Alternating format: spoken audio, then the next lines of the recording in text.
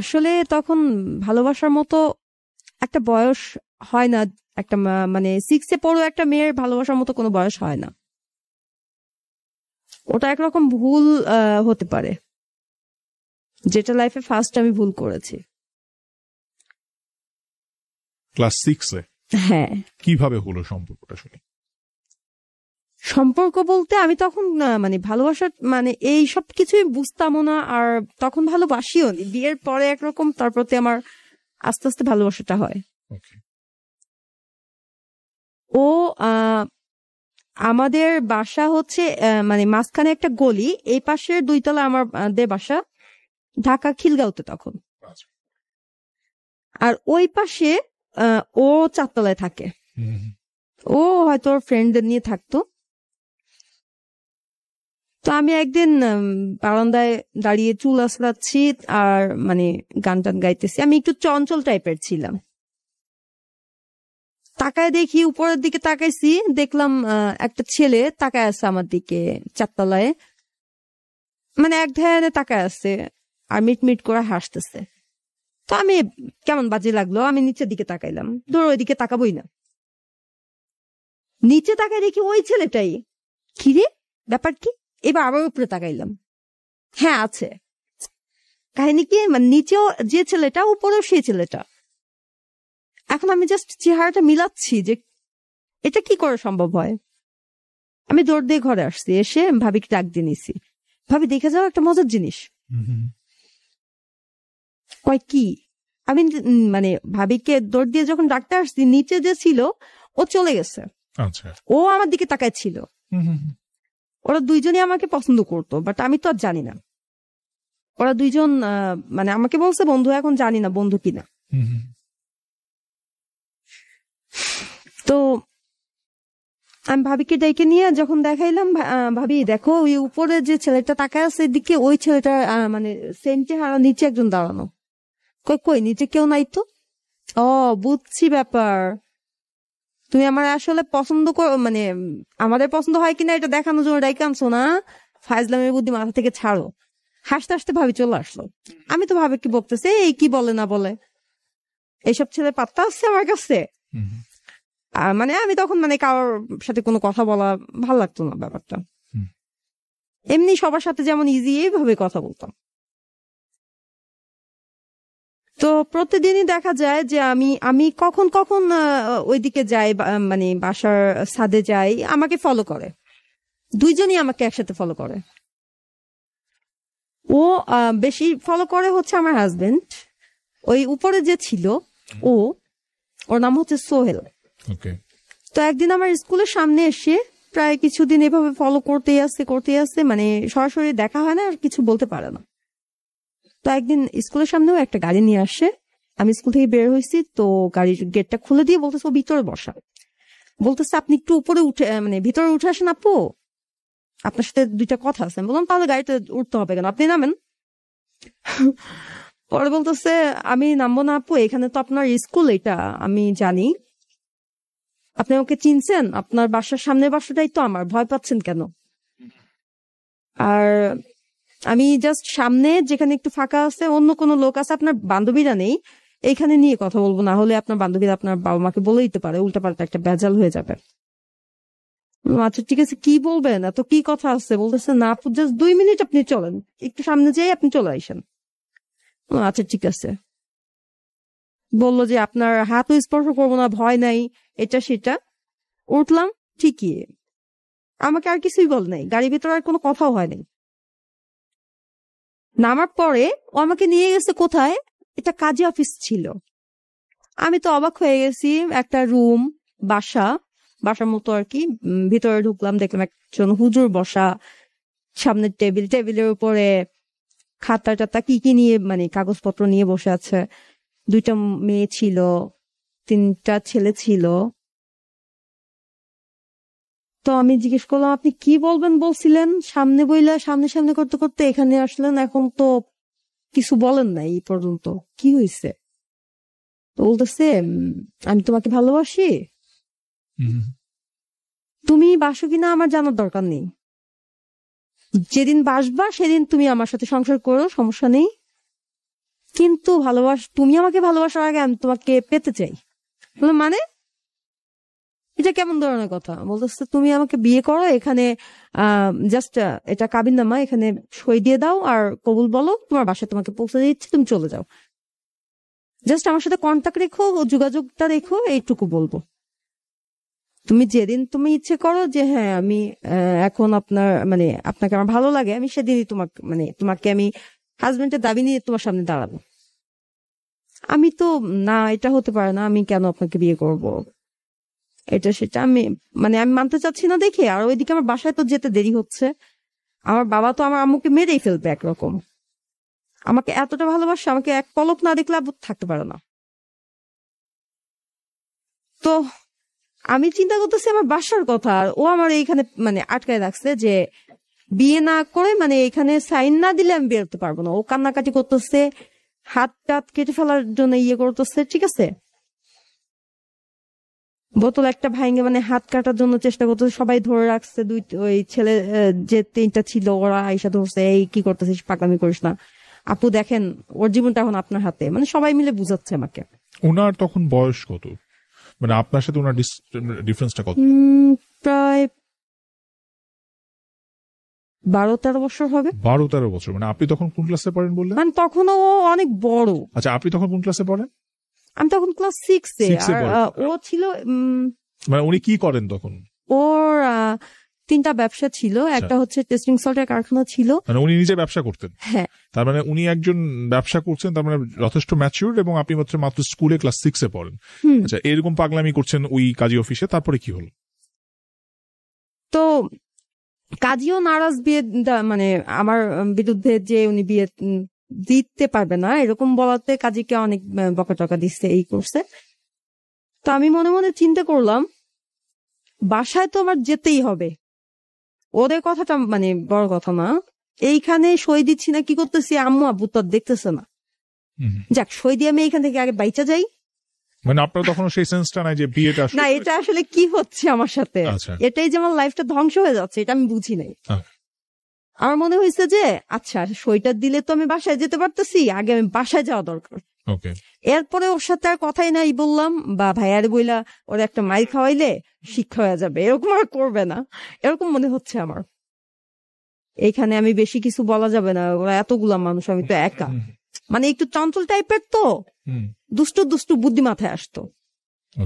আচ্ছা সাইনটাই দিলাম, দিয়ে আমার কবুল বলতে বলছে 1বার 2বার 3বার করে, আমি এবার ইচ্ছা মতো বলতেছি কবুল কবুল কবুল কবুল কবুল, এবার হয়েছে, এবার তাড়াতাড়ি আমার বাসায় দিয়ে আসেন।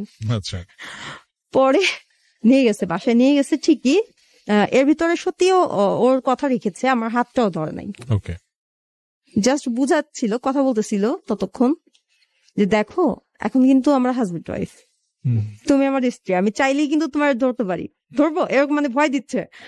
আমি এরকম করে উঠি, তো ও বলতেছে আরে ভয় নেই ভয় নেই, ইজি ভাবে বসো, তোমার ইচ্ছার বিরুদ্ধে আমি তোমার টাচ করবো না, তোমার হাতটাও ধরবো না, জাস্ট একটা কথা বলি রাখবা? হ্যাঁ বলেন।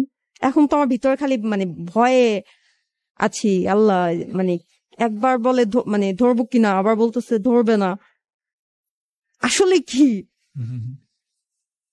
বলেন, রাখবা তো? হ্যাঁ। পরে বলতেছে তোমার বাসায় তুমি ফোন চালাও? আমি বললাম আমি তো, আমার ফোন নেই। বলতেছে আচ্ছা তোমার বাসায় কারো নাম্বার দাও।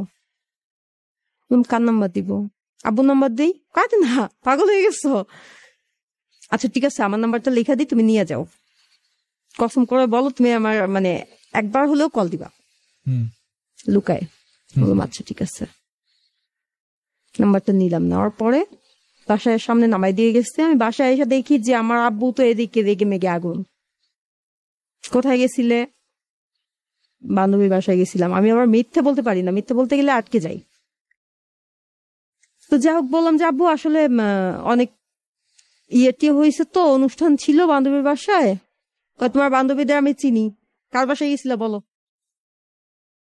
আমি বললাম বাদ দিবা এগুলো, এখন বাদ দাও, আমার ভালো লাগতেছে না, অনেক ক্লান্ত হয়ে গেছি রোদ্রে দিয়ে আসতে আসতে, এটা নিয়ে চিন্তা করো। কাটাই দিলাম কথাটা।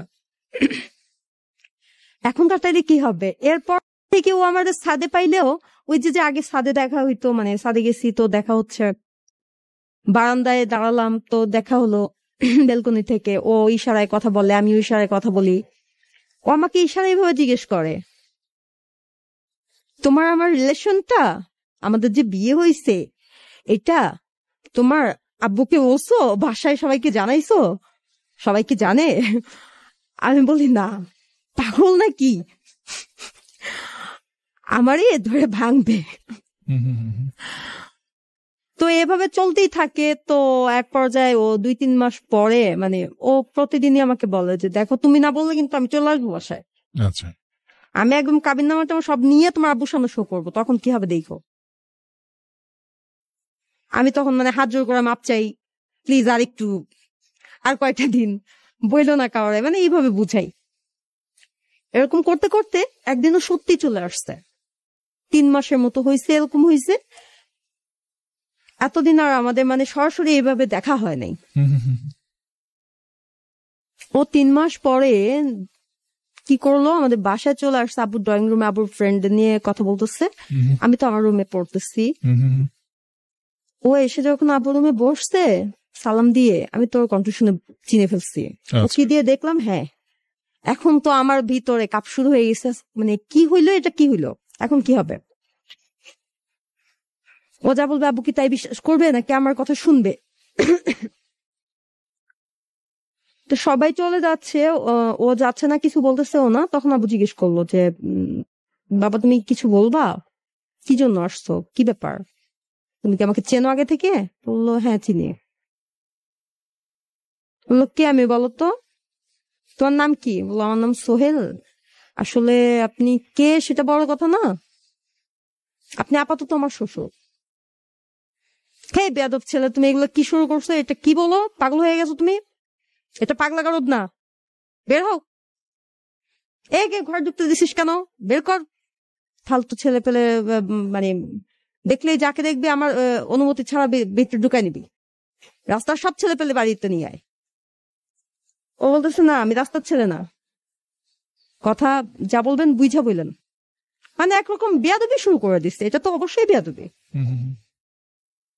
বলতেছে দেখেন আপনি আমার কথা যদি বিশ্বাস না করেন আমি পেপারস দেখাতে পারি, আমি কাবিন করে আপনার মেয়েকে 5 লাখ টাকা কাবিন দিয়ে বিয়ে করেছি, শরীয়ত মোতাবেক সে আমার স্ত্রী, এখন তুলে যদি না দেন তুলে নিয়ে যাব। এখন নিব না, এখনো বাচ্চা তো, আর একটু বড় হোক, জাস্ট আপনাকে জানাইতে আসলাম, আপনি কি করবেন না করবেন জানতে আসিনি।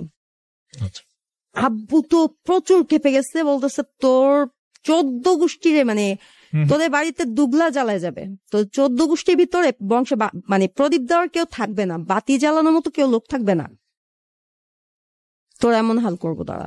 বলতেছে আপনি ইচ্ছা করলে পারবেন আমি জানি, কিন্তু তার আগে আপনার মেয়ের থেকে যাই না দেখেন, আপনার মেয়ে কি তাতে খুশি হবে না বেজার হবে, আমি আপনার মেয়ের কে এটা ওর থেকে যাই না নিয়েন। বলতেছে আমার মেয়েকে নিয়ে একটা কথা বলবি না, তুই ওকে চিনিস? আমার মেয়েকে আমি চিনি, ও এ ধরনের ফালতু মানুষ না, ওর সাথে মানুষ কথা বলতে গেলেই তো কথাই তো বলে না কারোর সাথে ঠিকভাবে,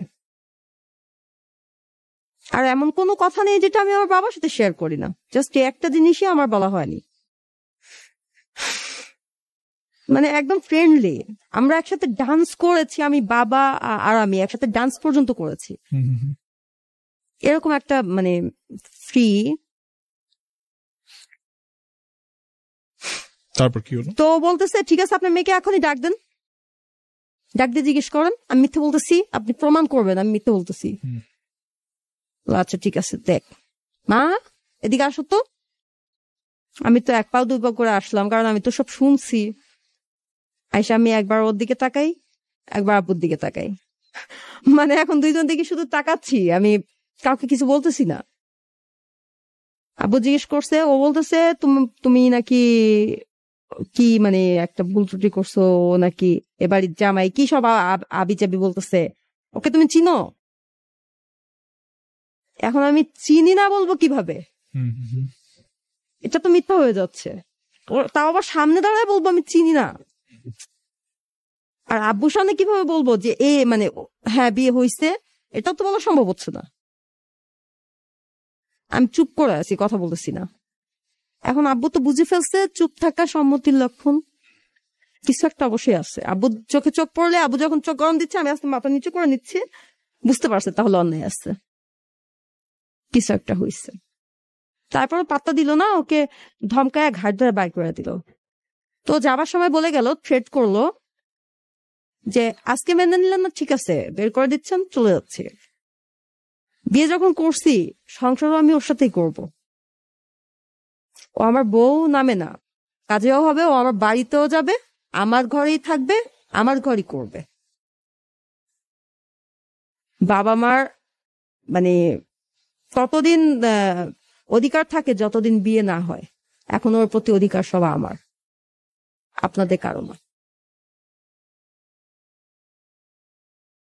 বেশি অধিকার খাটাইতে চান না। আইন আপনারা চিনেন, আমিও চিনি। এখন চলে যাচ্ছি, তবে আমি আবার আসবো, একবারই আসবো ওকে নিতে। এটা বললে চলে গেল। এখন ও চলে যাওয়ার পরে আমি আস্তে করে আসছি আব্বুর সামনে, ভাবলাম যে আব্বুকে জানাই বিষয়টা যেটা হয়েছে, যে না এটা এটা হয়েছে আমার সাথে। আমি বলার চেষ্টা করলাম, আমি জাস্ট ডাক দিছি আব্বু। আব্বু চোখ বন্ধ করে একটা থাপ্পড় দিল, দিয়ে অন্যদিকে ঘুরে দাঁড়াইছে, দাঁড়ায় বলতেছে, আলেয়া আমার মাকে ডাক দিল, তোমার মেয়েকে বলো আমার সামনে থেকে সরে যেতে, আর ওই নামে যেন ও আমাকে না ডাকে। অনেক সাধনা করছিলাম আল্লাহর কাছে, অনেক কান্নাকাটি করছিলাম, আল্লাহ মানে পরপর 3টা ছেলে দিছো, আমার ঘরে মেয়ে নাই, বংশের মধ্যে সবার মেয়ে আছে, আমার মেয়ে নাই, আমার ঘরে তুমি একটা মেয়ে দাও, একটা মেয়ে দাও। যদি জানতাম আমার ঘরে এমন কেউ আসবে, আল্লাহ আমার এত কান্নার পরে এমন কাউকে দিবে যে আমার মানিজ্যটা পর্যন্ত বুঝবে না, রাখতে পারবে না। সে প্রেম করা শিখে গেছে ক্লাস 6-এ। বাবা, যে চন্দ্র সূর্যের চেহারা দেখে না, মানে ঘর থেকে যে বের হয় না, স্কুল আর কোচিং তাও কিনা, যথেষ্ট গার্ড মানে দেওয়া হয়, আমার ভাইয়াদের মানে আমার সাথে পাঠায়, আবার নিয়ে আসে স্কুল ছুটি হইলে। সেক্ষেত্রে এরকম মানে হয়ে যাচ্ছে, সে তো অনেক পথ চলা শিখে ফেলছে। যাই হোক, ওকে বলে দাও যতদিন মানে ও যেন আর জীবনে যতদিন বাইচা থাকে, আর আমি যতদিন বাঁচি। তো এটা বলার পরে যে কি হয়েছে আমার সাথে সেটা শুনলো না, শুনলে বুঝতে পারতো।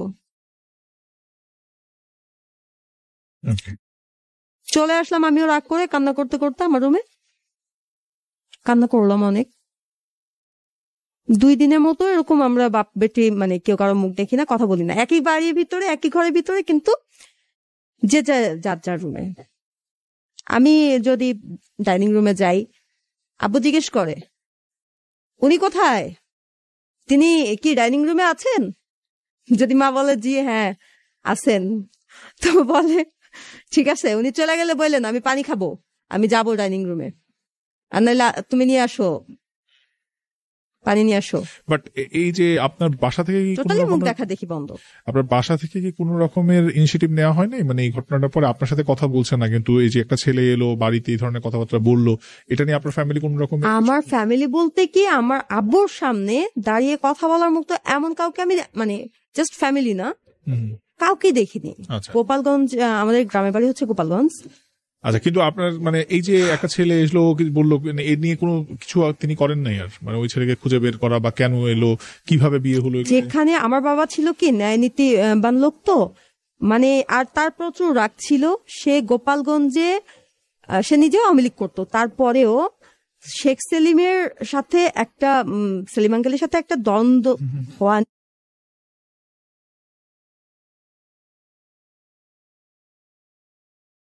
সে নির্বাচন করে মানে দেখায়। এরপরে কি হলো? এরপরে যাই হোক, তার সামনে তো কেউ কথা বলা শ্বাস পায় না, আম্মু না ভাইয়া দাও না, সে যা বলে তাই, তাকে কেউ কারো কিছু বলতে হবে না, তার সাথে আমি কথা বলবো না, এটাই হচ্ছে তার শাস্তি। আসলে এটার চেয়ে বড় শাস্তি আমার কাছে কিছু নেই, কারণ আমার লাইফে আমি বাবাকে যতটা ভালোবাসি আর বাবা আমাকে যতটা ভালোবাসতো এটা বলার মতো না। একদম শিশুবেলা থেকেই মানে বাচ্চারা যখন এই যে 2 বছর 2-2.5 বছর বয়সে তো মায়ের কাছেই বেশিরভাগ থাকে, আমি আমার বাবার কাছে থাকতাম, এতটা ভালোবাসতো আমাকে। এখন তার থেকে বিরত থাকাটা আমার কাছে অনেক কষ্টের ব্যাপার না। 2 দিনের দিন আমার আব্বু ব্রেন স্ট্রোক করলেন। হয়তো এগুলো নিয়ে মানে তার ব্রেনে প্রেশার পড়েছে, এমন কিছু একটা হবে। হসপিটালে নেওয়া হয়, ডায়াবেটিস ছিল তো, বারডেমে ভর্তি করা হয়। উনি যখন আইসিইউ রুমের ভিতরে জ্ঞান ফিরলে ডাক্তার এসে বললো যে আপনারা যে কোনো একজন যেতে পারেন। কে যাবেন? আমি কান্না করে দিয়ে বললাম আমি যাবো। বললো আসেন। ডাক্তার ভিতরে গেল, আমি ঢুকছি আর আমাকে দেখে আব্বু মাথা ঘুরাই ফেলছে, মাথা অন্যদিকে নিয়ে হাত ইশারা করতেছে। মুখে তো অক্সিজেন লাগানো, উনি কথা বলতে পারতেছে না, কিন্তু হাত দিয়ে এভাবে মানে বুঝাচ্ছে যে চলে যেতে আমাকে, উনি আমাকে দেখতে চায় না। তো এটা ডাক্তার দেখে ফেলছে, ডাক্তার দেখে আমাকে জোর করে ধরে নিয়ে টান দিয়ে বের করে ফেলছে। বের করে বলতেছে আমি তো চেতে গেছি যে আপনি আমার বাবা, আমি দেখবো না, আমি কথা বলবো না, কে কথা বলবে? আমি তো একটা মাত্র মেয়ে, আমার থেকে বেশি অধিকার তো কারো নেই। তো বলতেছে আপনি কেউ না, আমার জানার বিষয় না। আমার পেশেন্ট এখন আপনাকে চাচ্ছে না দেখতে। আপনি কি চান আপনার বাবা এখন আবার মানে এমন ভাবে স্ট্রোক হোক এখানে যে উনি স্ট্রোক করলে মানে ওনাকে রাখা যাবে না, উনি মারা যাবে। এখন এই আবেগগুলো দেখায় না, আপনি ওনার সামনে যান না, উনি আপনাকে দেখতে চাচ্ছে না বলে উনি ভিতরে চলে গেল। আমার মা, আমি কান্না করে মাকে বলতেছি মা এগুলো কি বলতেছে, তুমি দেখো না, তুমি ডাক্তার বুঝাও, আমি ভিতরে যাবো, আব্বুর সাথে আমি কথা বলবো, আমি আব্বুকে দেখবো। আম্মু আমার সামনে হাত জোড় করে বসে পড়লো, বসে বলতেছে আপনার পাও ধরতে হইলো তাও বলেন, আমি আপনার পাও ধরতেছি, হাত জোড় করে আপনার কাছে আমি ভিক্ষা চাইতেছি আমার স্বামীর জীবনটা। তখন একটা মেয়ের কাছে কেমন লাগতে পারে বলেন?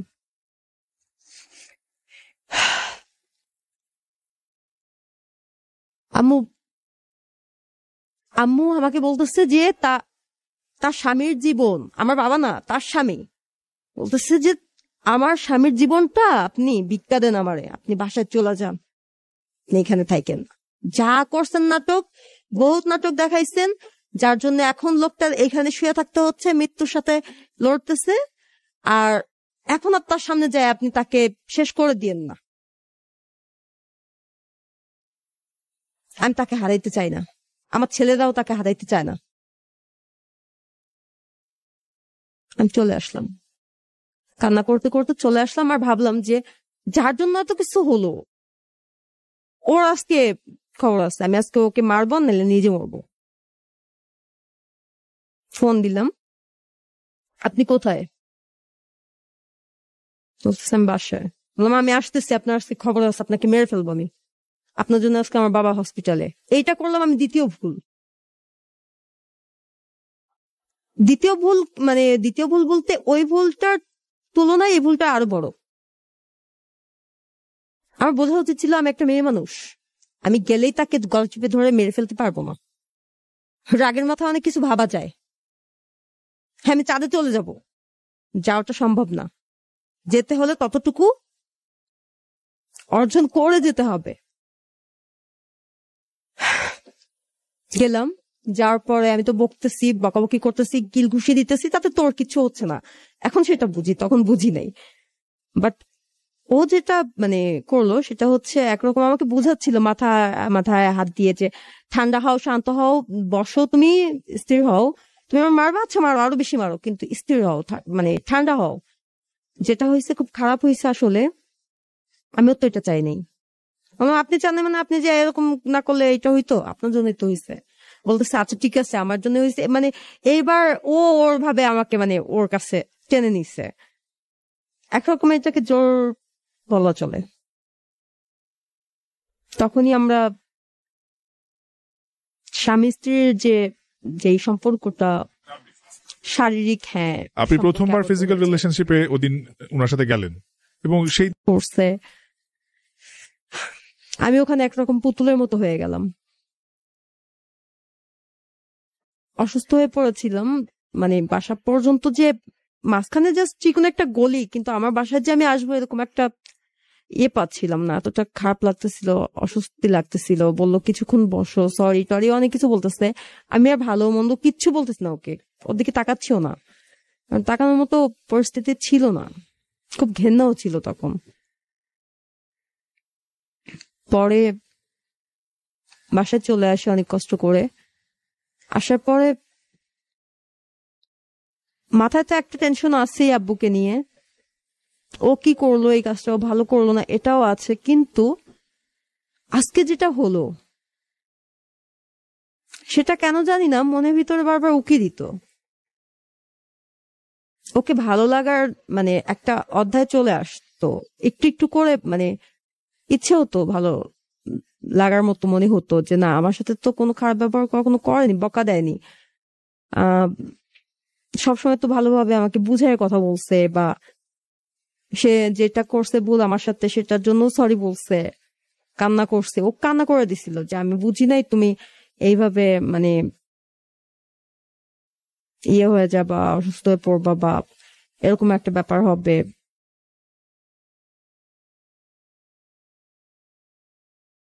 তো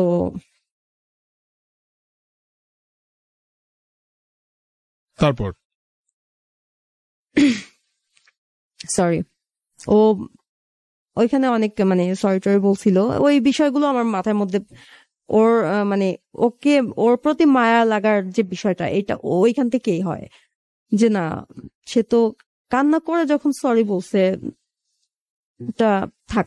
মানে সে কান্না করে সরি বলেছে, সাথে কি বাবার প্রতি একটু রাগ হচ্ছিল যে বাবা আমার কথা শুনছে না বা বাবা আমাকে দেখতে যাচ্ছে না, এরকম রাগ রাগ হচ্ছিল? দুজনের প্রতি হচ্ছে, ওর আচ্ছা প্রতি তো হচ্ছে যে ও বাসায় যে এটা কেন করলো, আচ্ছা যা okay, বলার আমাকে বলতে পারতো।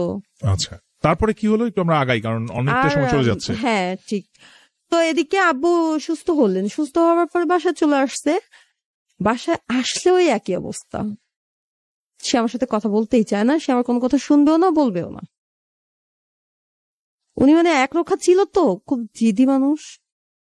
আর আমি ওরকম এক ঘাটতারা, মানে ঠিক আছে নিজের বুঝ নিয়েই থাকো, শুনবা না, আমি আর কি বলবো, থাক। আমিও আর বলি না। এদিকে আব্বু মানে ডাক্তার যা ওষুধ টষুধ দিছে কিছুই খায় না, মানে সেও একরকম না খেয়ে না খেয়ে মানে নিজেকেই নিজে হয়তো শেষ করছে, টেনশন করে উল্টা পাল্টা। বছর খানিকের মধ্যে আব্বু মারা যায়। ওই দিনও আমাকে নিয়ে মানে একটা ফোনে কথা বলা নিয়ে আর কি, ওর সাথে কথা বলতাম ফোনে লুকায় লুকায়। তো ওই দিন আব্বু জেনে যায়, দেখে ফেলে। ওই দিন আবার স্ট্রোক করে। ওই দিন হসপিটালে নেওয়ার আগে আব্বু শেষ হয়ে যায়। তারপর বাবা আব্বু চলে গেলেন পৃথিবী থেকে, আপনার হ্যাঁ মাথার উপর থেকে গোপালগঞ্জ, একটা বিশাল ছাদ চলে গেল। এরপর কি হলো? শুধু ছাদটা গেছে তাই না, সেই সাথে আমার সুখ, আমার হাসি, আনন্দ, ভালো লাগা, ভালোবাসার মানে আমার মানে ভালো যে দিকগুলো ছিল সবগুলোই হয়তো আব্বুর সাথে কবরে গেছে। ওকে তারপর আমি প্রাণ খুলে একটু হাসতে পারিনি, অনেক চেষ্টা করি হাসার জন্য, কারণ বেঁচে থাকতে হলে আমাকে হাসতে হবে প্রাণ খুলে, এই জন্য জোর করে হাসি, হাসার চেষ্টা করি। এখন আমি হ্যাপি আছি। ওকে তারপরে কি হলো? তো আব্বু মারা যাওয়ার পর বাড়িতে চলে গেলাম, সবাই বাড়িতেই মানে আব্বুর কবর দেওয়া হলো গোপালগঞ্জে। আম্মু আমাকে মানে মানে কেউই আমাকে সহ্য করতে পারতেছে না, দাদু ভাই, মেজো ভাই, ছোট ভাই, তিন ভাইয়ের এক বোন তুমি, তিনও ভাই আমার কাছে এসে বলতেছে আপনি আমাদের মানে ঢাকায় যে বাসাটা, আপনি ওই বাসায় যায়েন না, আপনার তো এখন বাসা মানে অভাব নেই, আপনার তো স্বামী আছে, সংসার আছে, আপনি চলে যান, বা যা করবেন আপনার যেখানে ইচ্ছা আপনি চলে যান, আপনাকে আমরা কেউ চাই না, আপনার জন্য আমরা বাবা হারাইছি, আমরা এতিম হয়ে গেছি আপনার জন্য, আপনি আমাদের এতিম করে দিচ্ছেন, আপনাদের আমরা কেউ চাই না। আমি মানে দৌড় দিয়ে যে আম্মুর কাছে বলতেছি, আম্মু কি বলে, ওরা কি বলতেছে এগুলা, ওরা বাবা হারাইছে, আমি কি হারাই নাই, আমার কি হারাই নাই, আমি কি এতিম হই নাই, আমি কি আব্বুরে জোর করে গলা টিপে মারছি, আমার কথা তো আব্বু শুনেই নাই। এখানে দোষ আমার ছিল না। আম্মু আমার থামাই দিল, বললো দোষ আপনি করেন নাই, দোষ করছে আমি পেটে নিয়ে। আমার ভাইয়াকে ডাক দিয়ে বলল যে ওনারা বলেন চলে যাইতে, ওনার কিছু লাগলে নিয়ে যেতে বলেন, যা দরকার সব নিয়ে যাক। আমার স্বামীরে তো খাইছে, আমার স্বামীরে খেয়ে কি ওনার মানে মনের মিটে নাই? আর কত কি দেখতে চায়, আরো কত কিছু দেখাবে সে। চলে যেতে বলেন। আমি যার জন্য আজকে সাদা কাপড় পরছি আমি তাকে দেখতে চাই না, তার সাথে আমার কোনো কথা থাকতে পারে না। আমার ভাইয়াদের বলতেছে আমাকে চলে যেতে বলতে। চলে আসলাম বের হয়ে। চলে আসার পরে ও না, এটা ঢাকায় মানে 4 দিনের মিলাদ শেষ করে যখন ঢাকা আসা হয় তখন এই ঘটনা। খিলগাঁওতে বের হইলাম, বের হওয়ার পরে ও ফোন করছে। ফোন দিলে আমি বললাম যে আপনি আর কি চান? আমি তো এখন রেল লাইনের দিকে যাচ্ছিলাম, আত্মহত্যা করা ছাড়া আমার কাছে আর কোনো পথ নাই। আপনার আরো কি কি ইচ্ছা আছে আমার প্রতি, যেটা মানে আরো কত কিছু আপনি আমার থেকে কাইরা নিতে চান বলেন? বাবা তো দুনিয়া থেকে হারাই গেছে, যাকে আর কোনোদিনও হাতে পায়ে ধরেও ফিরে আনা সম্ভব না। মা ভাই 3জন, মানে আমার ফুল ফ্যামিলি, সমস্ত কিছু আমার থেকে মুখ ঘুরাই নিছে। সবকিছু আমি হারাই ফেলছি আপনার জন্য। আমার লাইফে কিচ্ছু হারাইতে বাকি নাই। আরো কি কি চান বলেন? মৃত্যুর আগে আপনার শখগুলো পূরণ করে যায়, আপনার ইচ্ছাগুলো পূরণ করবো বলেন। বলতেছি তুমি কোথায় আসো এখন?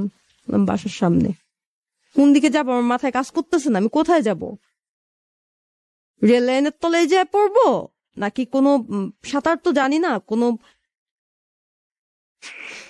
জলাশয়ে গিয়ে গিয়ে ঝাঁপ দিব? মানে আমি বুঝে পারতেছি না আমি কি করব, নাকি কোনো ওভারব্রিজের উপরে যে লাফ দিব? কোনটা করলে বেটার হয়? মানে কোনটা করতে গেলে আমাকে লোকজন ধরে বাঁচাবে না? কারণ আত্মহত্যা করতে গিয়ে যদি বেঁচে থাকা হয়, এর থেকে লজ্জাজনক আর কিছু নেই। তো সেখানে ও চলে আসলো। আসার পরে ও আমাকে সাথে নিয়ে, সিলেটে ওর মা বাবা সবাই থাকে, কুমিল্লাতে ওদের মেইন বাড়ি, তো সিলেট নিয়ে চলে গেল। ও আমাকে বুঝাচ্ছে, দেখো যা হয়েছে হয়েছে, আসলে মানুষের হায়াত না থাকলে মানুষ বাঁচে না, এটা একটা অছিলা ছিল, মানে এইসব বুঝাচ্ছে। আম্মু ভাইয়ারা আজকে মানতেছে না, কালকে ঠিকই মেনে নিবে, একদিন না একদিন তো ঠিকই মানবে। আর এই বাড়িটা তো তোমারই, এখন যেখানে নিয়ে যাচ্ছি এটা তো আমার বাড়ি, বলতে তো তোমারই, আমার জাস্ট তো সবই তোমার। আব্বা আম্মা তো জানে না, আসলে ওনারা হয়তো একটু রাগ হইতে পারে, তুমি কোনো মুখের উপরে কোনো কথা বললো না, তোমার তো অনেক রাগ, একটু সামলায় নিও। আমি তো আসলে রাগটা, ও জোর করে আমার রাগ উঠাইছে, আর আমি বেয়াদব না। ওর বাবা মার মুখে আমি কেন কথা বলবো? আমাকে তো বেয়াদব বানায়নি আমার বাবা মা। তো ওখানে যাওয়ার পরে অনেক কিছু হলো, অনেক সিনক্রেট করলো, মেনে নিবেই না, তারপরও নিল মেনে। এক পর্যায়ে ফ্যামিলিতে সবাই অনেক অত্যাচার করতো, সবার মানে এতগুলো মানুষ সবার কাপড় চোপড় ধোয়া, মানে সবার কাজগুলো সব আমার উপরে চাপাই দিত। শুধু তাই না, সেগুলো করার পরেও এটা হয় না, এটা এমনি করছো কেন, এটা অমনি করছো কেন। ছোট ননদের হাতে মার খাইছি। সে আমার থেকে বয়সে বড়, কিন্তু হিসাবে তো সে আমার ছোট। ছোট আপা বড় আপা বলে ডাক দিতাম, কারণ এত বড় মেয়েকে আমি কি করে নাম ধরে ডাক দিব, লজ্জা লাগতো।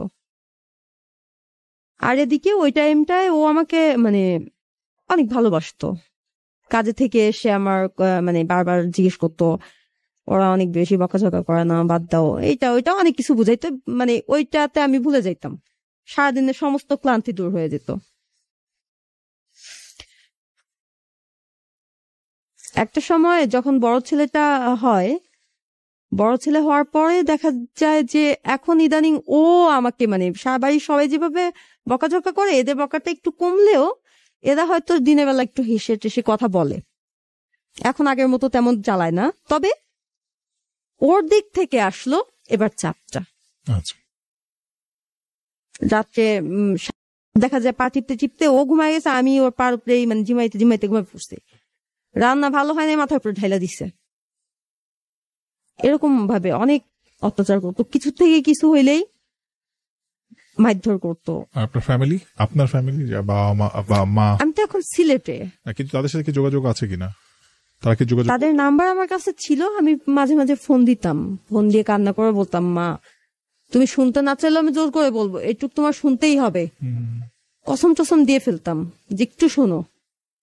এমন এমন হয়েছিল আমার কাছে, খুব দ্রুত ভাবে বলে ফেলছিলাম।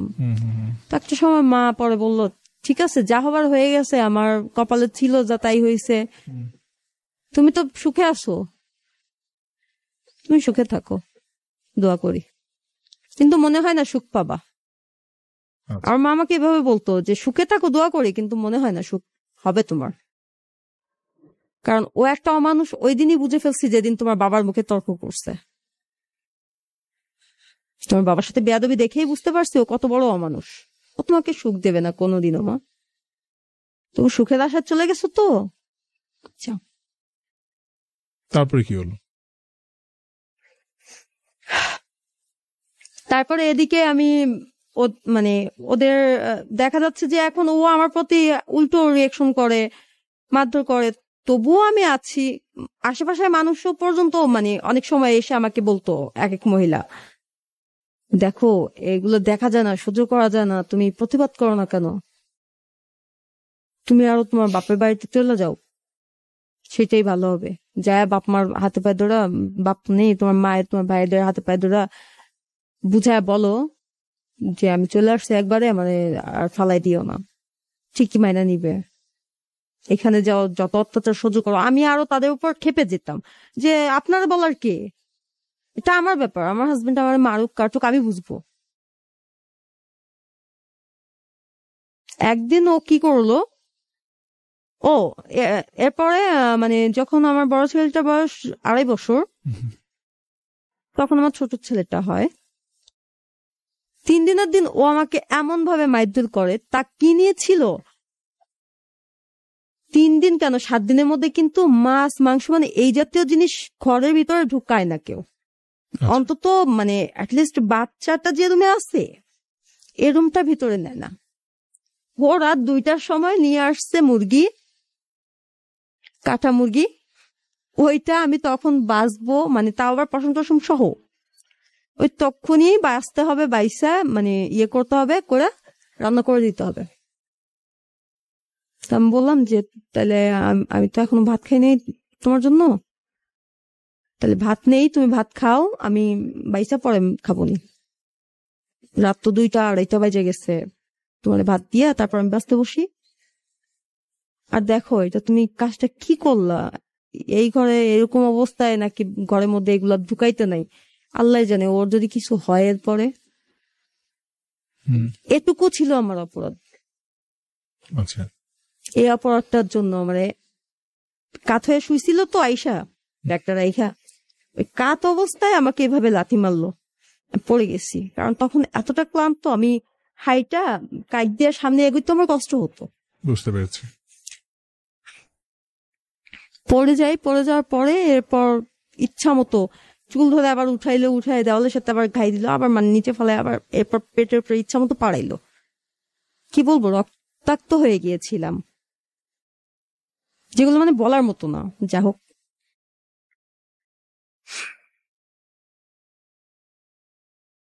অনেক অত্যাচার সহ্য করেছি লাইফে, তবুও ভেবেছিলাম যে ওই তো আমার লাইফের ফার্স্ট মানে এমন কেউ যাকে আমি আমার বিয়ের পরে ধীরে ধীরে আমি ভালোবাসতে শিখেছি, যার মানে যে আমাকে জোর করে বিয়ে করলো, আমাকে ভালোবাসা আবার শিখিয়েছেও, যে আমাকে কোনো একটা টাইম ভালোবেসেছিল, আবার লাইফে ফার্স্ট কিনা একরকম বলা চলে রেফ। এটা যাই হোক, সব কিছুর মধ্যে আছে আর কি, সবটা পেয়েছি, কম আর বেশি হয়তো তার থেকে জ্বালাটা বেশি পেয়েছি, আর ভালোবাসাটা ছিল সাময়িক। মাস 6-8, ওই বড় ছেলেটা হওয়ার আগ পর্যন্ত 1 বছর এই ছিল ভালোবাসা। আসবো পুষ্প আবারও। রাত্রে বাসায় আসে, ওর সাথে একটা মেয়ে, কালো মতো একটা মেয়ে, লম্বা। ও বলে যে পুষ্প, আসলে ওর নাম হচ্ছে কলি, ও ওকে তোমাকে বিয়ে করার অনেক আগে ওকে পছন্দ করতাম, কিন্তু ও এখন অন্য কারোর স্ত্রী, ও বিয়ে করে ফেলছে। আমিও এখন 2টা ছেলের বাবা, আমার কি আর এসবের মানে আমাদের দুইজনের কারোরই এইগুলো মাথায় নেই। এখন আমরা ভাই বোনের মতোই দুইজনকে দেখি। তো ও মানে আমিও বিশ্বাস করে নিলাম, কারণ ওকে প্রচুর বিশ্বাস করতাম। লাইফে তো কখনো ঠক খাইনি, ওই তো আমার ফার্স্ট। এই জন্য আমি ওকে মানে ঠকটা কি এটা আমি বুঝতাম না, যা বলতো এটাই বিশ্বাস করতাম। ও যে মিথ্যে বলবে এটা আমি ভাবতে পারতাম না, কেন বলবে? তো ও বলতেছে যে ও নাকি আসছে মাজার দেখতে, বললো যে ও তো মাজার দেখতে আসছে কলি, এত রাত্রে মেয়েটা যাবে কোথায়, যদি কোনো বিপদ হয় এই জন্য সাথে করে নিয়ে আসছি। খারাপ করছি বলো? তুমি রাগ করছো? কেন রাগ করবো? তুমি তো বললাই সে তোমার বোনের মতো, তোমার 2টা বোন আছে, তুমি তাদের মতোই বললা, তাহলে এখানে আর রাগ করার কি থাকে পাগল? ভালো করছো, একটা মেয়ে বিপদে পড়বে সেটা তো খারাপ একটা ব্যাপার। তো রাত্রে খাওয়া দাওয়া শেষে আমি পাশের রুমে বিছনা ছাড়াটা এই করতেছি, বলতেছে এই রুমে বিছনা ছাড়তেছো কেন, কি হয়েছে? কলিয়া পোষাবে না? বলছে পাগল হয়ে গেছো তুমি, সারাদিন 2জন থাকবা, 2টা মেয়ে, সারাদিন মেয়েরা গল্প করো, অনেক কিছুই করতে পারবা, কিন্তু আমি সেই সকালে যাব আর আসবো কোন রাত্রে 12টা 1টা বাজবে ঠিক নাই, আমি তো আর কথা বলার টাইম পাবো না। এক ঘরেই করো, উপর নিচে করো, তাহলে তো হয়ে গেল। আমরা নিচে ঘুমাইলাম, একদিনের ব্যাপার, কিছু হবে না, ঠান্ডা লাগবে না বাচ্চার, সমস্যা নেই, তুমি উপরে কলিরে দিয়ে দাও, একদিনের তো ব্যাপার। আচ্ছা ঠিক আছে, উপরে কলিকে বিছনা করে দিলাম, আর নিচে সিস্টেমটা হলো খাটের সাইডটায় আমি, এরপর ছোট বাচ্চাটা, এরপর বড় ছেলে, তারপর ওর বাবা। আচ্ছা, এখন উনি বলতেছে তুমি এটা কি করছো? ওই মাথায় কলি, তারপর তুমি বাচ্চারা, এরপর আমি এই মাথা থেকে চিৎকার করে কথা বলবো, কলি ওই মাথা থেকে চিৎকার করে বলবো, মাঝখানে বাচ্চা 2টা ঘুমাবে? বললাম কথা তো সত্য, 2 সাইড থেকে কথার আওয়াজ আসলে বাচ্চা কিভাবে ঘুমাবে? ওই টাইমে আবার আমি 5 ওয়াক্ত নামাজ পড়তাম, কোরআন তেলাওয়াত করতাম, দোয়ার বই ছিল সেগুলো পড়তাম, প্রতিদিন ঘুমানোর আগে সূরা মুলুক পাঠ করতাম, কবরের যে আযাবটা মাফের জন্য। তো এগুলোর জন্য ওই দিনও ওই নিয়মে ওইটা পড়তে উঠেই আমি টের পাই আর কি, না হলে জানতে পারতাম না। শোয়ার সিস্টেমটা চেঞ্জ করে ফেললাম, ওইখানে ও শুইল, আমি যেখানে ছিলাম, কলি তো খাটে এই সাইডটাতে, খাটের সাইডটাতে ও, তারপরে বড় ছেলে, এরপর ছোট ছেলে, এরপর আমি। লাইট নিবানো হইল, বাচ্চাকে ঘুম পাড়াচ্ছি, বাচ্চা ঘুমাই গেছে। এখন চিন্তা করলাম তাহলে আমি সূরাটা পড়ে এসে তারপর ঘুমাই। উঠে লাইটটা জ্বালাইছি, আল্লাহর কসম আমার ভিতরে এতটুকু সন্দেহ নিয়ে আমি লাইট জ্বালাই নাই, তাহলে আমি লুকাই দেখার চেষ্টা করতাম সে কোথায়, হাতায় দেখতাম, কিন্তু আমার ভিতরে এক বিন্দু সন্দেহ ছিল না, এক বিন্দু মানে অবিশ্বাস ছিল না, কোনো খারাপ কিছু ভাবি নাই আমি ওই টাইমে, আমার মাথায় খারাপ কিছু ছিল না। প্রতিদিনের মতো আমি সূরাটা পড়ে ঘুমানোর জন্য উঠেছি, উঠে লাইটটা অন করেছি, আর সাথে সাথে চোখ বন্ধ করে লাইট অফ করে দিছি। যেটা দেখছি সেটা মানে বলার মতো ভাষা নেই আমার। মানে আপনি হাজবেন্ড ওয়াইফ যে এরকম একটা, মানে তারা ফিজিক্যাল রিলেশনে ছিল, তাই তো? মানে আপনার হাজবেন্ড এবং যেই ভদ্র মহিলাকে তিনি বাসায় নিয়ে এসেছেন, সেটি নিজের ছোট বোনের মতো পরিচয় দিয়ে তার সাথে তিনি ফিজিক্যালি রিলেশনে আছেন, এবং সেই রুমে আপনার সন্তানরাও ছিল। ওরা তো ঘুমে। তারপরে কি হলো? আপনি লাইট অফ করে দিয়েছেন নিশ্চয়ই, আপনি যখন লাইট জ্বালিয়েছেন তারা তো দেখছে, ও তো উপরে উঠে চলে গেছে। হ্যাঁ, কিন্তু আপনি যখন ওরা বুঝতে পারছে যে আমি দেখেছি, যেহেতু লাইটটা অন হয়েছে অফ হয়েছে, হ্যাঁ, আমি অফ করে দিয়ে আমার মুখ আমি নিজে চেপে ধরে বাথরুমের মধ্যে দৌড়ায় চলে গেছি, বাথরুমে সারা রাত কান্না করে কাটিয়েছি, কিসের আর কি পড়বো। ওকে, তারপর আমার তো দুনিয়াটাই মিথ্যে হয়ে গেল। তারপর কি হলো? সারা রাত কান্না করছি, আর বাথরুমের ভিতরে চিন্তা করতেছি যে মানে সকালে কি করব, আত্মহত্যা করব। এই ছেলে 2টা মানে এই বাচ্চা 2টা কোথায় যাবে, কি করবে? ওরা তো নানু বাসা চিনে যাইতে পারবে না, এখানে থাকলে তো ও এই আজরাইলের কাছে রাইখা গেলে ও মেরে ফেলবে, মানে এইগুলো মনে হচ্ছে আমার। যদিও কোনো বাবা যত বড় খারাপই হোক হয়তো সন্তানকে মেরে ফেলতে পারে না, জানি না, হতেও পারে আবার নাও হতে পারে। কিন্তু আমার সাথে যতটা যা হয়েছে আমি তার থেকে আর কি তখন মনে হচ্ছে যে না, ওর কাছে আমি রেখে আত্মহত্যা করতে পারি না। আমি বাচ্চা দুইটার কাছে দায়বদ্ধ, আমাকে বাঁচতে হবে, যত কষ্টই হোক আমি চলে যাব। পরে করলাম, সকাল ভোর হলো যখন, উঠে নামাজ পড়ে চা নাস্তা বানালাম সিলেটি নিয়মে। প্রতিদিন সকালে উঠেই আগে চা, তো চা দিলাম। চা দিয়ে ও বলতেছে, কলিকার ওকে যখন চা দিতে আসলাম, ও বলতেছে তুই খাস না? আমি বললাম দেখেন আমি তো আপনার হাতে পুতুল, যেভাবে ইচ্ছা সেভাবে চালান, চলি। পেটটা তো আমার কাছে, এটা আমার কাছে থাক। কখন খিদে লাগবে, কখন খাবো কি না খাবো, এগুলো আমি দেখবো, আপনার আর দেখতে হবে না, বহুত দেখছেন। এবার অন্য কারোর দেখেন, অন্য কারোর বিষয় নিয়ে ভাবেন, ভালো হবে। তো বলতেছে যে বাহ, মুখে তো চটাং চটাং বুলি ফুটছে, অনেক অনেক কথা শিখে ফেলছো, পাখনা লম্বা হয়ে গেছে, তো পাখা বড় হয়ে গেছে, আইসা ছাইটা দিতেছি। কলি রেডি হও, ওরে রাইখা গেলে না জানি, ভাবছিলাম কয়দিন বেড়াবে, কিন্তু রাইখা যাওয়া যাবে না, রাইখা গেলে না জানি কি করবি। আচ্ছা। আমার সামনে কোনোদিন কথা বলে না যে সে আজকে, মানে ওর চিন্তা এটাই যে এতদিন কোনোদিন কথা বলি না, আজকে কথা বলতেছি ডাইরেক্ট। ও কলি রেডি হইতেছে, এদিকে ও আমাকে আবার বলতেছে, সাবধান করে দিচ্ছে, সাবধানে থাকিস, আজকে বাসায় আইসা এতদিন যা দেখোস নাই তুই আমার সেই রূপ আজকে দেখে ফেলবি, তোর আজকে কি করুম জানি না। আইসা জানি তোর না দেখি, তোর যদি দেখি আমার চোখের সামনে যদি পড়স, তাহলে তোর খবর আছে আজকে। আচ্ছা। আমি চিৎকার করে হাসতেছি আর আমার চোখ দিয়ে টপ টপ করে পানি পড়তেছে ওই টাইমে, ওইটা শুই না। বললাম থ্যাংক ইউ, অসংখ্য ধন্যবাদ, যে কথাটা আমার ভিতরে ছিল আমি বলতে চাইছিলাম সেটা আল্লাহ আপনার মুখ দিয়ে বের করছে, তার মানে আল্লাহ আমার ডাক কবুল করে নিছে অলরেডি। আমি মনের ভিতরে কথাটা ধারণ করার সাথে সাথে আল্লাহ কবুল করে নিছে যে আপনার আমার এই শেষ দেখা, আর দেখা হবে না। আপনি বলুন না যে আপনি যেন আইসা আমার না দেখেন, দেখলে সমস্যা হবে, ওইটা তো পরের সাবজেক্ট, আইসা যেন না দেখেন। আর আমিও বলতেছি, এটা আমার মনে ছিল যে আপনার মুখ আমি আর দেখতে চাই না।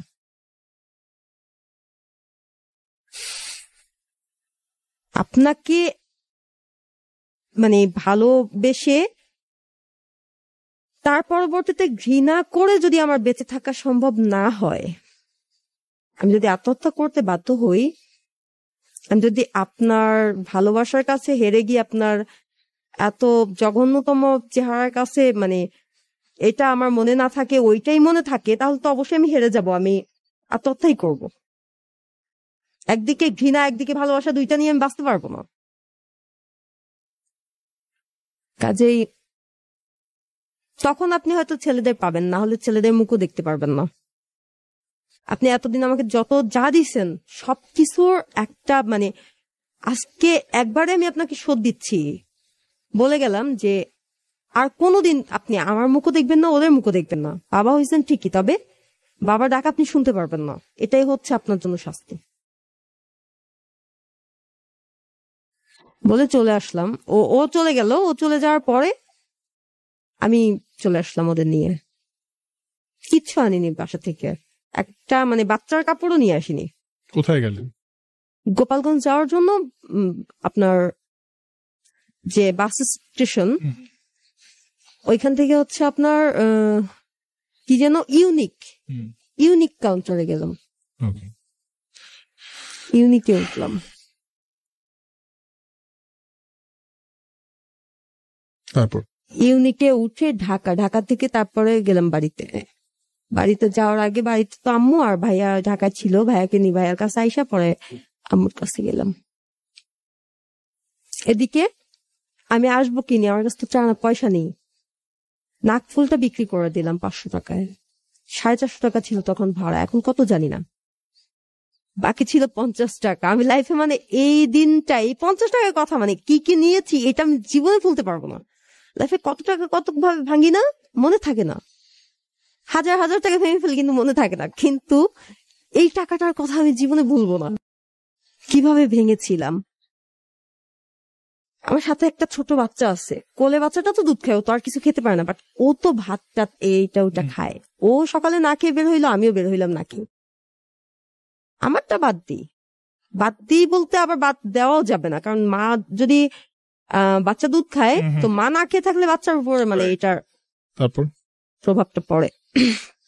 ওইদিকে আমি ওর জন্য নিলাম 20 টাকা দিয়ে 1 প্যাকেট বিস্কিট, আর 30 টাকায় নিলাম একটা পানির বোতল। টাকা শেষ।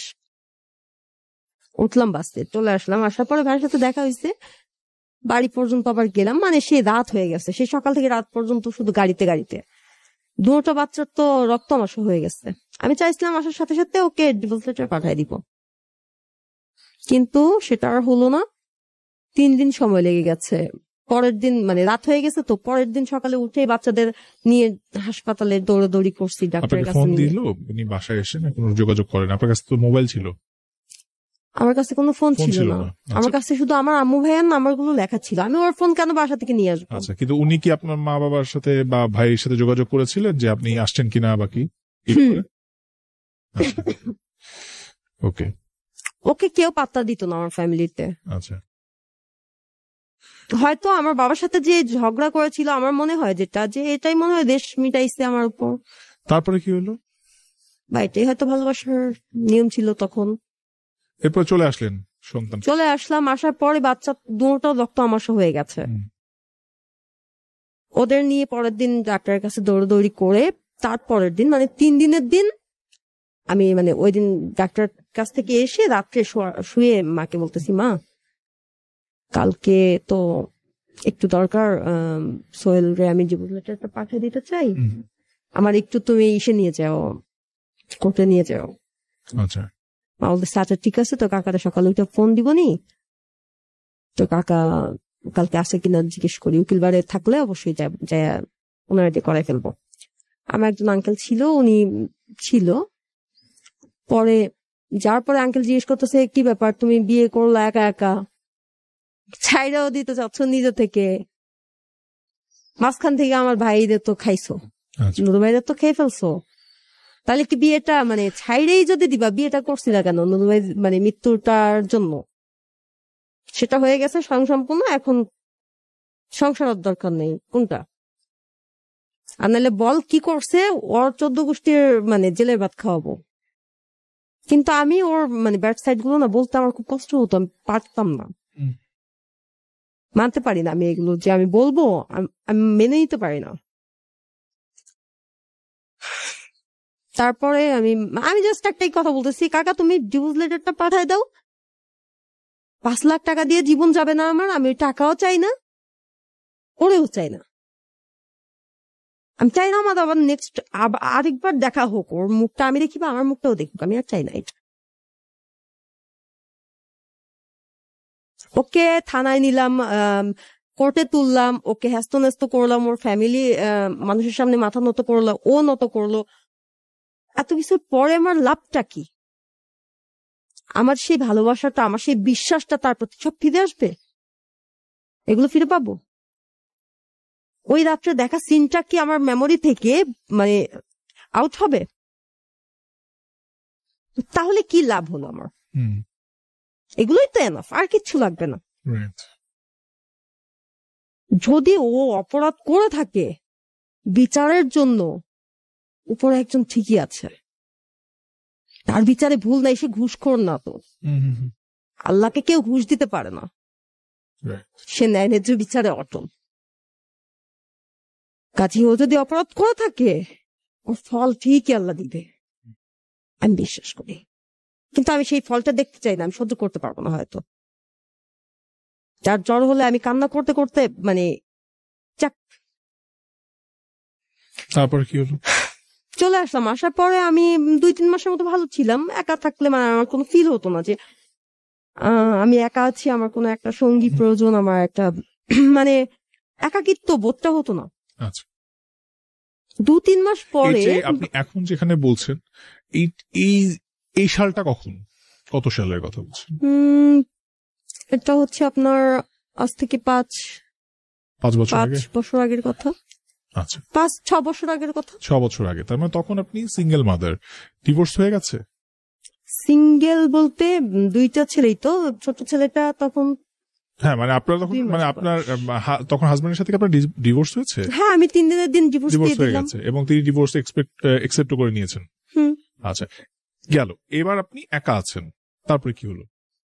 তারপর 2-3 মাসের মতো প্রায় মানে কোনো কিছু ফিল হতো না, কাউকে আমার প্রয়োজন এরকম মনে হতো না। হুম। 2-3 মাস পর থেকে যখন আমি দেখলাম যে না, আমি কেমন মেজাজ খিটখিটে হয়ে থাকে, কারোর সাথে কথা বলতে ভালো লাগে না, ভাইয়া ভাবিদের সাথে কথা বলি না, সেরকম মানে সবার সাথে একটা পারিবারিক সম্পর্ক, হুম। কাউকে ভাল লাগে না, পরিবারের কাউকেই ভাল লাগে না, বাচ্চা কানলেও বিরক্ত লাগে, আচ্ছা মানে কেমন যেন একটা একাকিত্ব বোধ হয়। আচ্ছা কেন হচ্ছে এটা আমি বুঝতে পারলাম, আমি মানে নিজের মনে মনে খোঁজার চেষ্টা করলাম এটা আসলে আমার মানে কি প্রয়োজন, কি ইচ্ছা হচ্ছে আমার। হুম, হুম, হুম। তারপর চিন্তা করলাম না, আমি ভুল করতেছি। এরকম ফিল হতে হতে একটা সময় আমি হয়তো আবার এরকম কোন সোহেলের চোখের ছলনায় পা দিয়ে ফেলতে পারি। আচ্ছা এই মানে চান্স আর কাউকে আমি দিব না। হুম, হুম, হুম। আমাকে নেক্সট কেউ আঘাত করবে, ভালোবাসার নাটক করবে, এই চান্স আর নেই। ওকে কিন্তু এরকম আমার ফিল হইতে হইতে একটা সময় আমি মানে সজ্ঞানে থাকবো না, হুম, হুম, হুম। কোন একটা পদক্ষেপ আমাকে নিতে হবে। ওকে অনুপ কুমার নামের একটা ডাক্তার আছে, হিন্দু হোমিওপ্যাথি ডাক্তার, গোপালগঞ্জে। তো আমি অনুদার এখানে যাই, পরিচিত ডাক্তার ছিল, তো বাচ্চাদের ওষুধ টষুধের জন্য যাইতাম, দেখতাম যে না উনি খুব ভালো কাজ করে ওনার ওষুধটা। গিয়ে আমি বললাম, অনুদা আমি একটা দরকারে আসছি, একটা কাগজ কলম দেন, আমি লিখে দিচ্ছি। হুম, হুম, হুম। মানে মুখে বলার মতো তখন মানে এখন যেমন ইজিলি আমি কথা বলতে পারি, ওই টাইমে একটা ছেলের সাথে যে ইজিলি কথা বলবো মানে এরকম একটা ইয়া ছিল না। হুম, হুম, হুম, হুম। তো লিখে দিলাম যে অনুপদা আমার নারীত্বটা আজীবনের জন্য, সারা জীবনে আমার ফিল হবে না, মানে কোনো পুরুষ সঙ্গে আমার প্রয়োজন হবে না, এরকম কোনো ঔষধ আমাকে দেন যেটা সেবন করলে আমার লাইফে আর কখনো কাউকে প্রয়োজন হবে না। সে চেতে গেছে আমার উপরে, বসা থেকে দাঁড়া পড়ছে, হে তুমি কি আমার কষাই মনে করছো? আমি কি ডাকাত নাকি? আমি কি মানুষ জবাই করি? আমি ডাক্তার, আমি মানুষ বাঁচানোর চেষ্টা করি। এটা সৃষ্টিকর্তার দান, এটা কখনো ধ্বংস করা সম্ভব না, আচ্ছা একমাত্র সে পারবে, আমি পারবো না। হ্যাঁ, এতটুকু করতে পারি যে তুমি যতদিন দিয়ে না করো ততদিন তোমার মাইন্ডটা ফ্রেশ রাখার জন্য তুমি একটা ওষুধ মানে 2টা ওষুধ বলতেছি, লিখে দিচ্ছি, এই ওষুধ 2টা নিয়ে নাও, খাইতে থাকো। যখন তোমার মনে হবে না তুমি বিয়ে করবা, কাউকে ভালো লাগছে, কাউকে পছন্দ হয়েছে, বিয়ে করতে চাও, বিয়ের পরে তুমি ওই ওষুধটা খাওয়া ছেড়ে দিও, তোমার আবার যে নারীত্ব সেটা আবার ফিরে আসবে, বরঞ্চ তার থেকে বেশি কিছু পাইতে পারো। তো আমি বললাম যে আমার তো আর ফিরে আসার দরকার নাই, ওইটা পরের হিসাব। এইটা আউট হয় কিনা আমার মানে আমি কোনো নারীত্ব আমার ভিতর থাক, আমি কোনো ছেলেকে আমার বইলে ভাবতে পারি, এমনটা যেন না হয়।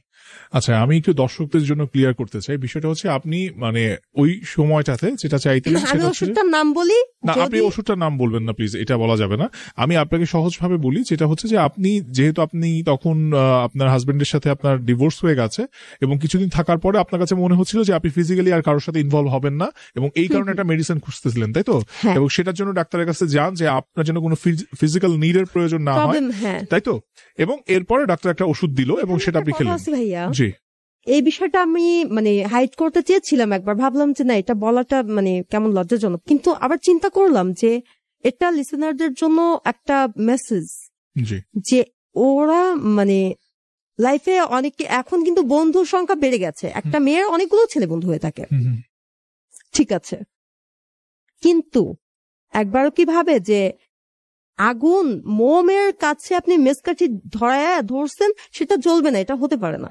আপনি মোমটাকে চুবাই নিয়ে আসেন পানিতে, আনার পরে আগুনে ধরবেন, হয়তো প্রথমে চিরচির করবে, জ্বলতে চাবে না, পরবর্তীতে ঠিকই জ্বলবে, কারণ তার ধর্ম আগুন পেলে জ্বলা। ওকে কাজে নারীত্বটা মানে নারীত্ব এমন একটা জিনিস, সেটা থাকা মানে আচ্ছা, যতই না না বলুক একটা পর্যায়ে মানে আপনি ফিল করছেন যে সামহাও আপনার দ্বারা আবার কোন একটা অ্যাক্সিডেন্ট হতে পারে, সেই ক্ষেত্রে আপনি এটা হওয়াটা স্বাভাবিক। স্বাভাবিক। সো তারপরে কি হলো?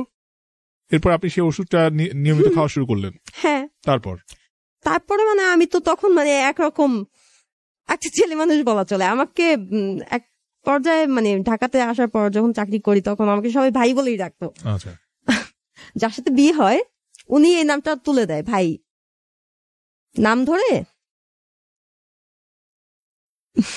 তারপরে কি হলো? কবির ভাই বলতো সবাই আমাকে। জি, ঠিক আছে। আবার লেখালেখি করতাম তো এই জন্য বলতো আর কি যে কবি ভাই। ওকে, তারপর কি হলো? তো আমি আম্মুকে বললাম, আম্মু আমি বসে থাকবো কেন, কিছু একটা করি। প্রতিবন্ধীর মতো হাত পা নিয়ে বসে থাকাটা ভালো লাগে না, ঢাকা চলে যাই। তো চলে আসলাম। আসার পরে আমার একটা সিঙ্গার বান্ধবী ছিল, দিশা নাম, ওর সাথে রুম শেয়ার করি।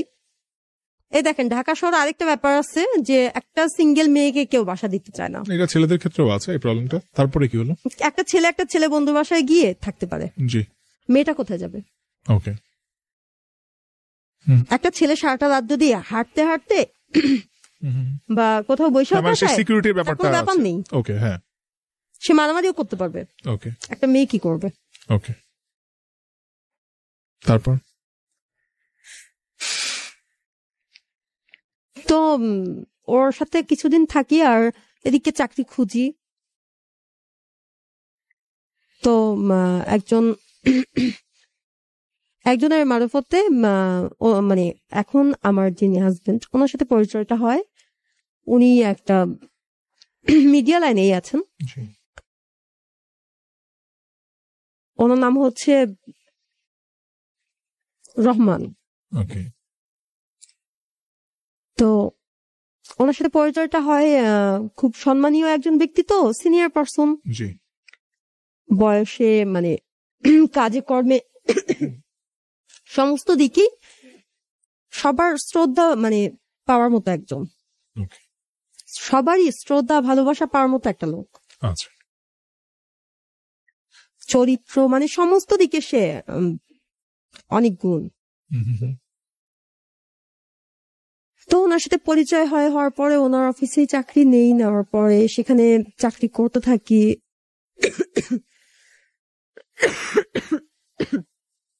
আমি খুব অবাক হতাম মনে মনে, মানে ওনাকে অনেক পছন্দ হয়েছিল এই জন্য যে আসলে অনেক সুন্দর, মানে দেখতে ফর্সা, অনেক ভালো স্মার্ট, অনেক ছেলে যার সাথে দাঁড়ালে হয়তো আমাকে মানাতে পারে বা আমার থেকে আরো বেশি মানে মনে হতো যে না আমি তার কাছে কিছু না।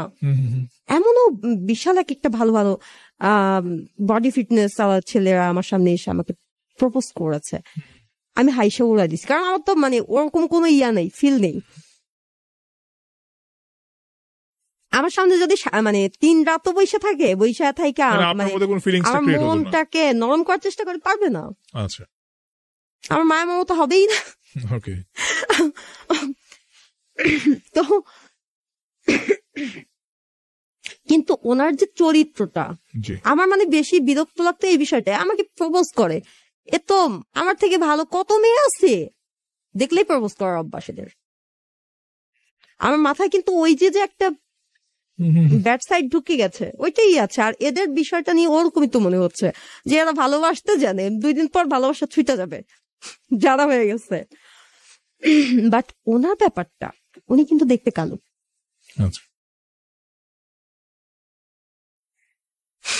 বয়স হয়তো একটু বেশি, বাট আমার চোখে উনি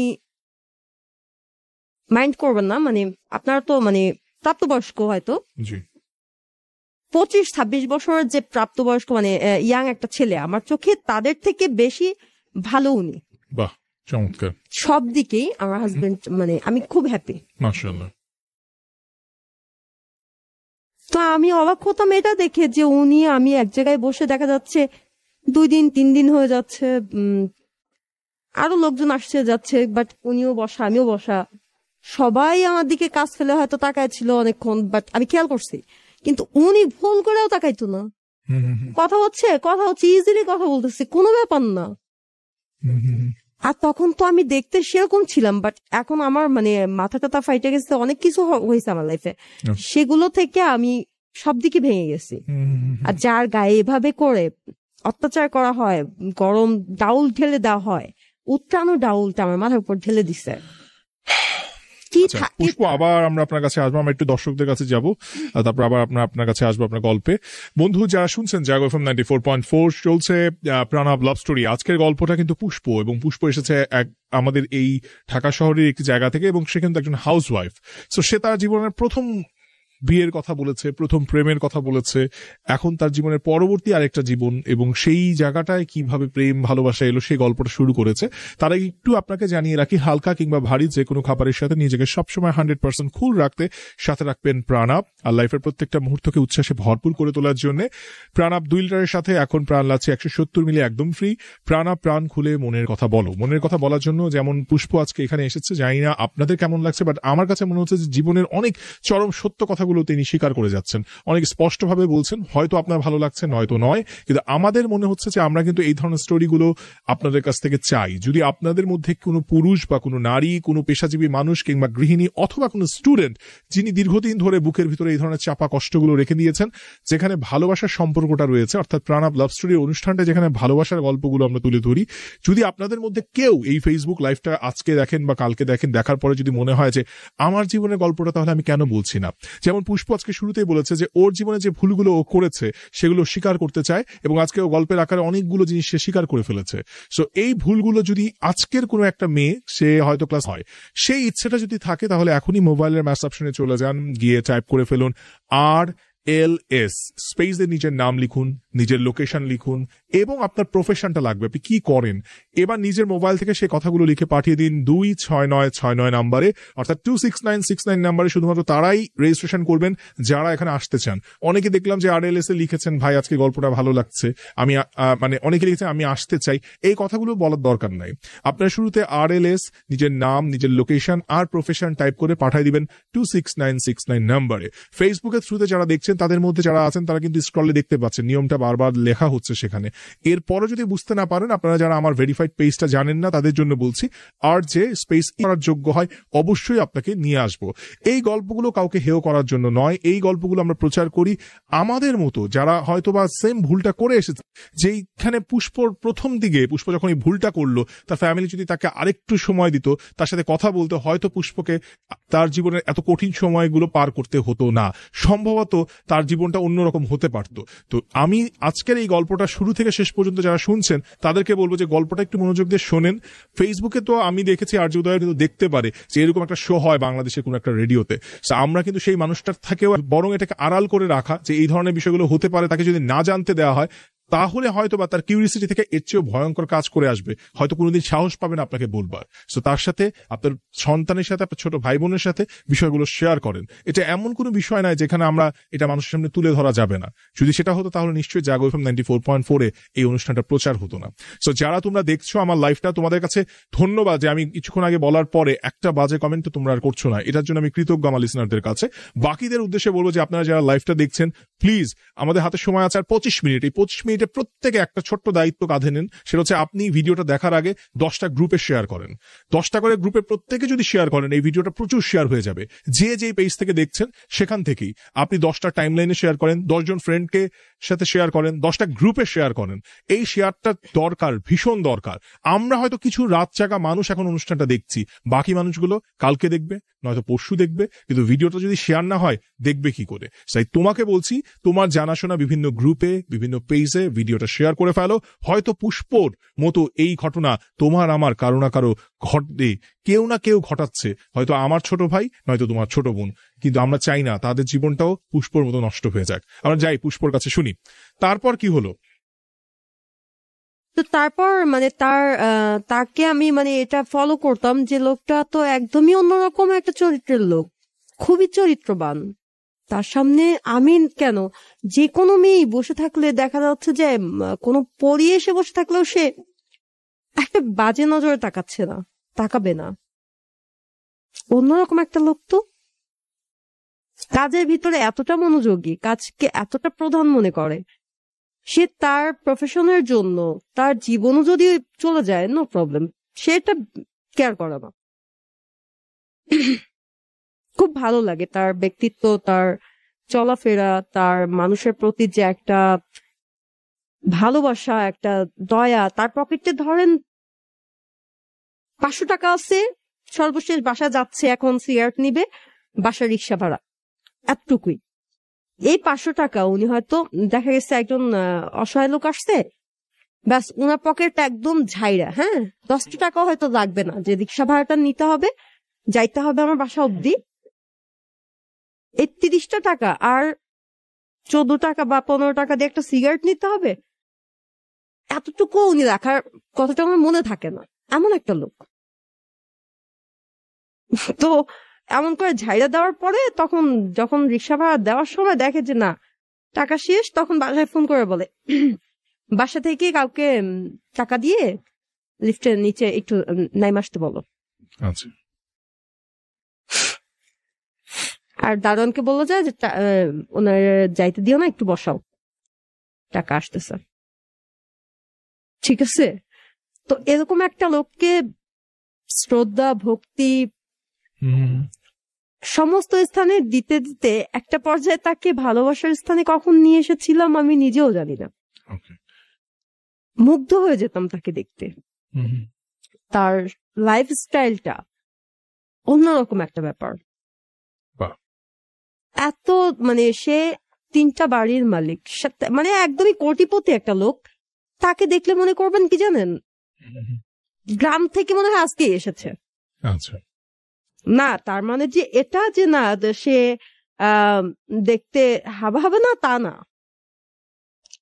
মানে একটা দামি শার্ট, একটা হাতে ঘড়ি টড়ি, মানে বিশাল একটা ব্যাপার নিয়ে চলে না, বাজারও নিয়ে চলে না, বাট তার গাড়ি আছে। সে একদমই নিম্নভাবে বাচ্চা চলাফেরা করবে, রিক্সায় যাবে, মানে অটোতে যাবে, এভাবে চলবে। আচ্ছা। কিন্তু মানুষকে দেওয়ার বেলায় কিপটামি নেই তার, একদম উজাড় করে দিবে সে যেই হোক। আমি মাঝে মাঝে বলি যে আমি যদি ছেলে হতাম তাহলে হয়তো আমার ভাগ্যটা আরো ভালো হতো। বলে কেন? তো বলতাম আপনার এই যে যারা মামা ডাকে, ভাইয়া ডাকে, কতজনে আছে, কত কিছু ডাকে, এই ছেলেগুলো তো আপনার সাথে দিন রাত 24 ঘন্টা কাটাচ্ছে, আমার হিংসা লাগে। আমি কেন ছেলে হই নাই? ছেলে হলে তো 24 ঘন্টা দেখতে পারতাম লোকটাকে, বাট এখন তো চোখে হারাই। যেটুকু সময় না দেখি সেটাই মনে হয় যে হয়তো প্রাণটা আমার থেকে একটু দূরে আছে। ভালোবাসাটা বুঝি আমি এর থেকেই। আমি একবার মাথা ফেটে গিয়েছিল, তারপর অনেকবার আমি অসুস্থ হয়ে পড়েছিলাম, মাথা ঘুরে পড়ে, মানে একটা অ্যাক্সিডেন্ট হয়, যেভাবেই হোক একটা অ্যাক্সিডেন্ট হয়ে যায়। তারপরে রাগ বেশি তো এই জন্য যে ব্যাপারগুলো হয়।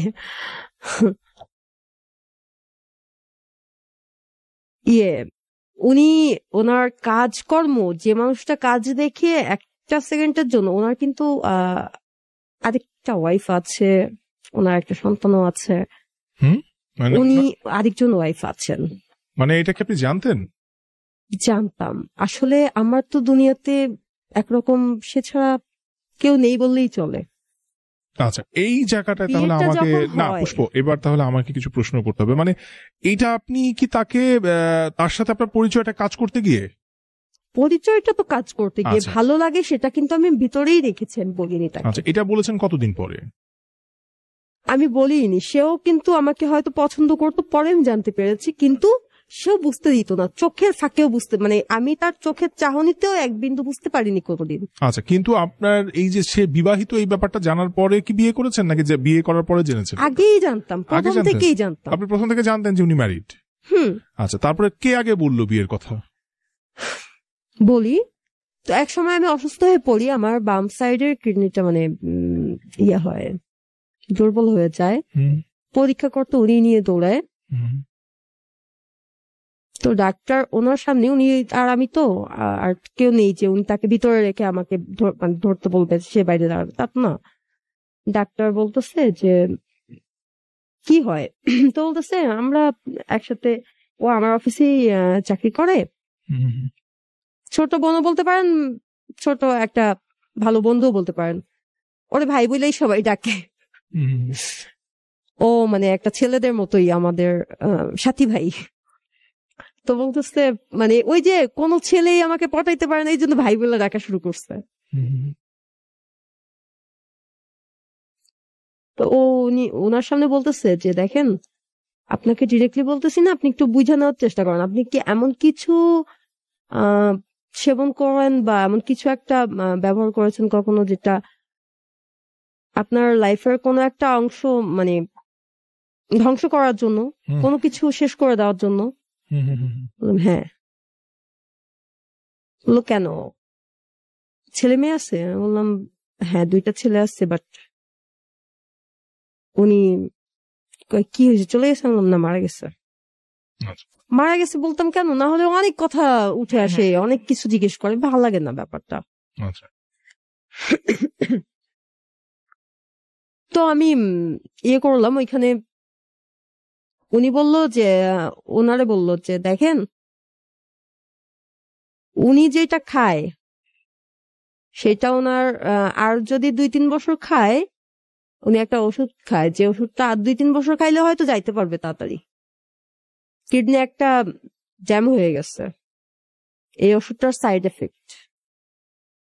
আর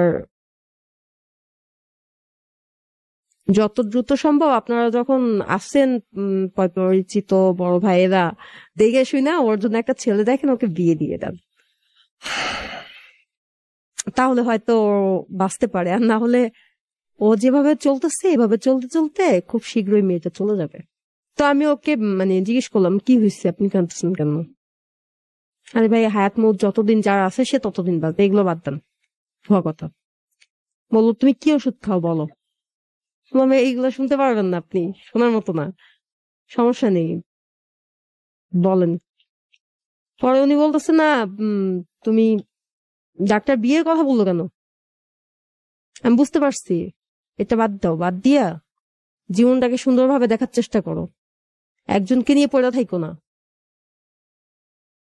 তোমার জন্য ভালো কেউ ওয়েট করতেছে হয়তো, এই জন্য হয়তো আল্লাহ তোমার জীবন থেকে এই অভিশাপটা দ্রুত তাড়াই দিছে। ভালো কিছু ভাবো, বাচ্চা 2টার জন্য তোমাকে বাঁচতে হবে, এইভাবে নিজের জীবনটা শেষ করে দিও না। অনেক কান্না করতেছে। তুমি বলো তোমার পছন্দের কোনো ছেলে আছে, আমি তার হাতে তোমার তুলে দিব। সে তোমার পছন্দ না করলে তার তুলে নিয়ে আসবো, সমস্যা নাই। তো আমি বললাম যে আমার বিয়ে দেওয়ার জন্য আপনার এত মাথা ব্যথা কেন? আমি বাচ্চা মারি থাক না আমার ভিতরে, আপনি কাঁদতেছেন কেন, আপনার চোখে পানি কেন, এইটা বলেন। তো যাই হোক, পরে বললাম হ্যাঁ আমার পছন্দের আছে একজন, কিন্তু সে ম্যারিড, সে বিবাহিত, এখানে মানে হবে না, সম্ভব না। কেন সম্ভব না, কেন সম্ভব করে দেখাবো, তুমি বলো খালি। বললাম আপনি, আপনাকে যতটা মানে ভালো লাগে, আপনার দিকে যতক্ষণ তাকায় থাকি এরকম কারোর দিকে তাকায় থাকি না, এতটা ভালো কাউকে লাগে না। তো আমি জানি আপনি এখনই বলবেন যে এটা কি বললা, দুষ্টামি করলাম, বাদ দেন। সত্যি, কিন্তু তখন মানে একটু মানে হেলান দিয়ে বসা ছিল তো, সোজা হয়ে বসলো, বসে বলতেছে তুমি যাই না বলতেছো তো, আমার মানে তোমার ভাবি আছে, আমার বাচ্চা আছে, এগুলো সব জানো, তুমি জানো না? হ্যাঁ জানি, এই জন্যই তো বললাম দুষ্টামি করছি, বাদ দেন।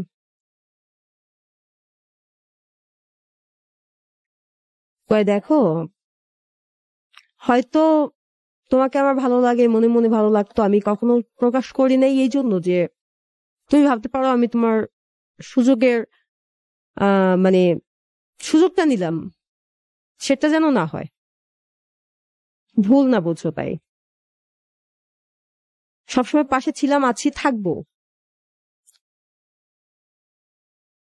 তো এইভাবে একটা পর্যায়ে আমি বললাম যে না, আমি যদি বিয়ে তো করবো না ভেবেছিলাম, যদি বিয়ে হয় তাহলে আমি আপনাকে বিয়ে করবো, এছাড়া আমি কাউকে বিয়ে করবো না। এটা কিভাবে বলেন আপনি? আর যে তার একজন ওয়াইফ আছে, তার সন্তান আছে, আপনি একজন মেয়ে হয়ে এই কথাটা তাকে কিভাবে আস্ক করলেন যে, বা বলছেন যে আমি যদি বিয়ে করি আপনাকেই করব? মানে তার তো একটা সংসার আছে, সেই মেয়েটার কথা কি আপনার একবার মনে হলো না, বা সেই ওয়াইফের কথা কি হ্যাঁ, একবার মনে হলো না? হয়েছে।